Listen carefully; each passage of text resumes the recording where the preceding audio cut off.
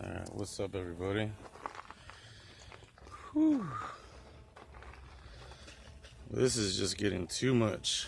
I mean, I'm all about facing fears, but the reason I say that, it may get a little warm out here. I'm on top of South Mountain, right? It's beautiful, right? Actually got married up here. But Mr. Gecko, if you can see him, he wants to get on camera. This spot in particular, this spot, can you see it? Okay. Was a rattlesnake probably about 6 months ago. And that rattlesnake was almost bit my wife. We came up here to meditate, which I'm gonna do now, is why I'm here. On top of this video, 2 for 1. But that spot, as she went to sit, the rattle started, and her hand was right by the face. We booked it, and that's like my one and main fear. Like, even me coming here, whew, I can't do it. And I'm not fearful. So that's the ironic twist. So I guess we can talk this way. So that one day, I mean, it sent a lot of things into progression. And as I'm here now, it makes so much sense why it happened or why it occurred. It's only obvious that it was serving a grander purpose in my mind.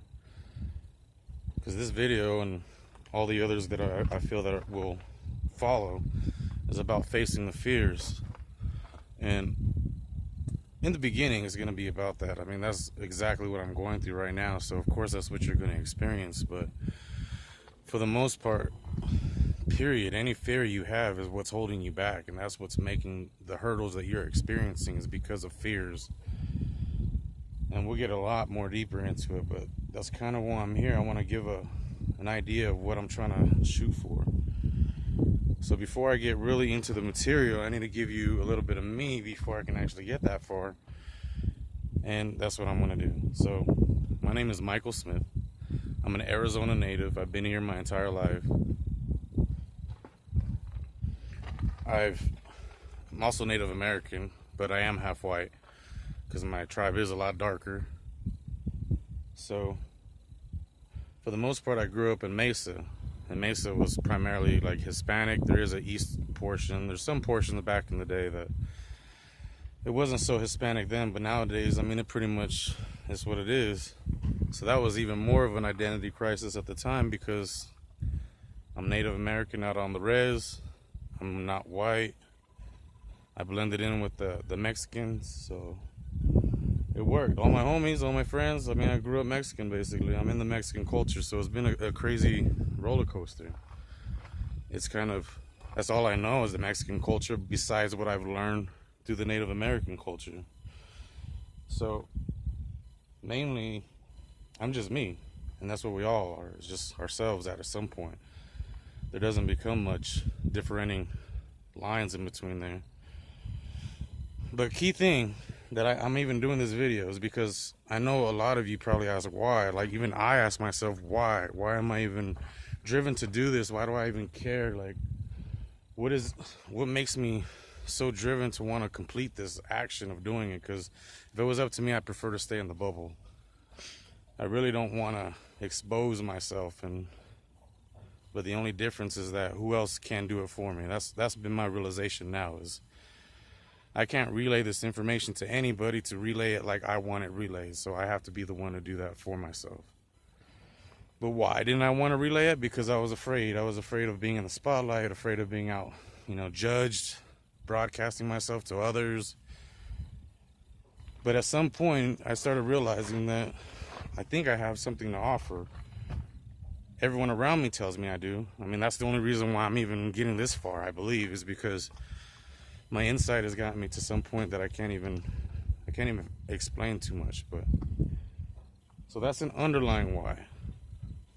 because it goes a lot more. The other why is that there's vital information.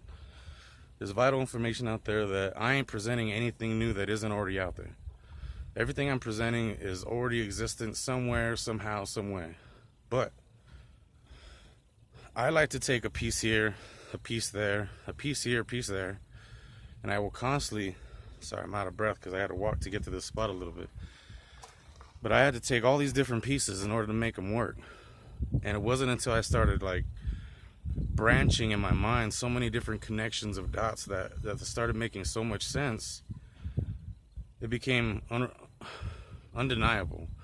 I mean, not to mention with the information I was learning, but I was getting direct experiences in my external world that was showing me I was right, or I was on the right track, or it ended up developing into a psychic connection of sorts, you could call it, because I keep telling people, you know, you keep going down this route, all you're doing basically is you're working out your brain muscle.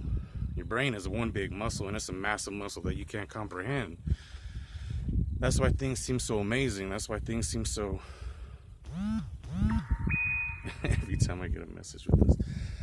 Everything seems so amazing because of your brain. Like, it's an amazing machine. It's just that simple. Now, that's what the ancients are trying to tell you in all these bits of information. The ancient people, whether it be Egyptian, whether it be Hebrew, whether it be the Essenes, or whether it be the Vedics, or whether it be the Hindu gods or the Greek mythology, it's all telling you the same story over and over and over in different ways, but in different formats. So that's the difference. You have to be able to distinguish why and what and how, and I think that's where we're at in this age, is the logical. We need to know why and how and what. So my twist is that I can have an emotional, creative, imaginative side to it, which allows me to bridge them together, which is the birth of the neutral. A neutral ground between them all. Sorry for those guys. I should have silenced them. So anyway, there's so much information. Nothing is new. I'm not presenting anything that's going to be new to you. At least to anyone who's been out there in the world searching for things themselves. The only difference is my perspective, and then another difference is I have a lot of reasons as to how to gain that perspective.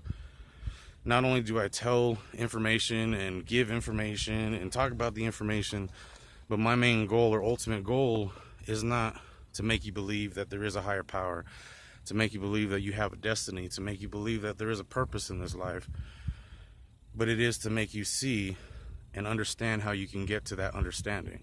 Because the key thing in this life is beliefs. If you don't believe it, it ain't gonna happen. And why? Because your brain says so. It's just that simple. Like, if you don't believe something, it doesn't work out for you. It doesn't manifest. It doesn't present itself. Because in the end of the day, we're electrons vibrating at such a high frequency. It's manifesting our reality around us on a minute-to-minute basis. There is no real future besides what we're about to create with our intentional thoughts. That's become one of the biggest realizations, is that there's so many branches that aren't even there yet, but they don't get there until you decide upon an intention. Your brain, upon the act of manifesting, will then, in a weird dreamlike manner, seem to create the reality around you. And that's what the mystical part about it all is that you control it all. You have that option. You make everything possible. So my main why as to why I'm even doing this, or why I feel driven to do this, is because it, one, changed my life. Because this has only been a 4-year process. Now 4 years. It's barely been 4 years in October. But this process has been undergoing just recently, since 2013 for me. But you could only say about 2012, literally. Like, when they said that December 21st, 2012 was going to create something, and it didn't create anything, it didn't, or the end of the earth at least, it created a whole new awakening for me, and it started this journey that I started being on. Like, so I was like you. I mean, I fit into the social crowd. I went into the social norms. I did all the social things, grew up normal. I'm not gonna lie, I did. Whoa. There was some. Oh my God, this place freaks me out. All right, little touch of reality for you. There's some sort of buzzing creature going on and went right by my ear. Oh, I thought it was a rattle. Oh, we gotta use it. Okay. So main thing is is that you have control over it all. And I'm up here being, presentable for you guys because of this reason. I came here to meditate at the same time, like I said, but I am planning on breaking loose because I do have a more humoristic side to myself. And I don't want to make it boring. And I think nature is just making it hilarious for you. That's what I think. So anyway, you have the power to control it. But for one, why am I here? Because it changed my life.